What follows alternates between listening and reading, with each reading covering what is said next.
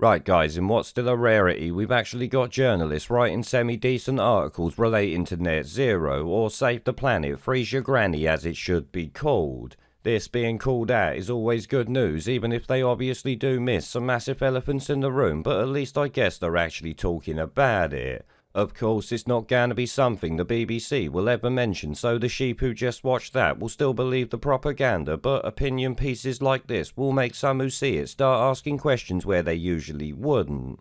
Now, unfortunately, not that many people will likely have seen this article, which is why I'm going to make a video about it now, though to be honest I would go much further than she does in her headline. She writes Boris can never be forgiven for sacrificing Britain to his net zero fantasy, which yeah, she is right that he won't be forgiven, but she's also dreaming if she thinks it starts and stops with him. I mean, aside from the fact he is a gormless puppet, the net zero con job started decades ago, as many of you know, because let's be honest here, it takes that long to buy politicians and media outlets before legislation is pushed through that makes it all possible. The same was true for bat flu, lockdowns and all that tripe we dealt with for the past 2 years, but yous lot already know this. Also, just blaming Bojo the net zero clown is lazy because his wife, whole cabinet, political party and even parliament are all involved in this. Shit, the whole political and media establishment are guilty of either taking part in it directly or they're guilty of letting it happen, which is just as bad if you ask me.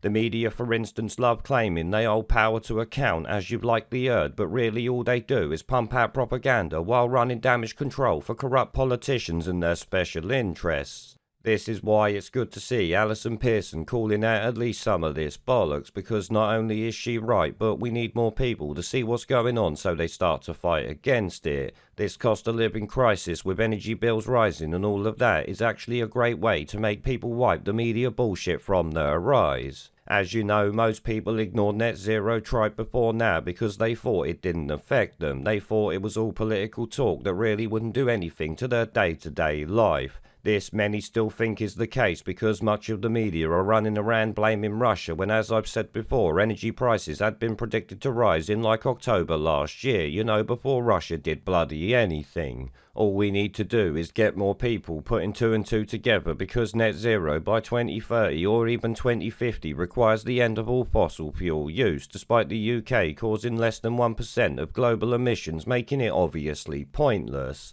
Now, Alison Pearson rightly points out the fact that this whole net zero eco-religion is going to cause endless suffering for many people, and that is the angle we should take, you know, with those who still can't see it for themselves. Based on my experience, it's much easier to tell people that than to try to explain the mass web of lies that has led to all this, and what they actually plan for the future with this net zero 2030 agenda bollocks.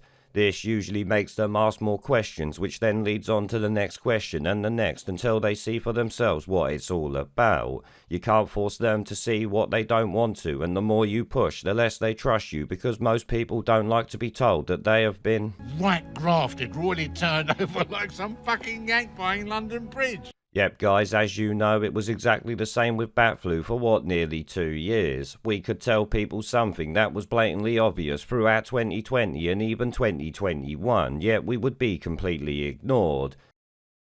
Then the media turned on Boris and it all changed, with many of the sheep finally seeing how insane it all was, despite us telling them that for what, 18 months before. We are also seeing it with Ukraine now, because people won't support sending aid to them while people don't have a pot to piss in here. You can imagine my shock on that one. Hopefully that continues alongside the pushback against this net zero freeze your granny con job that will destroy lives for years to come. This you can be bloody sure of.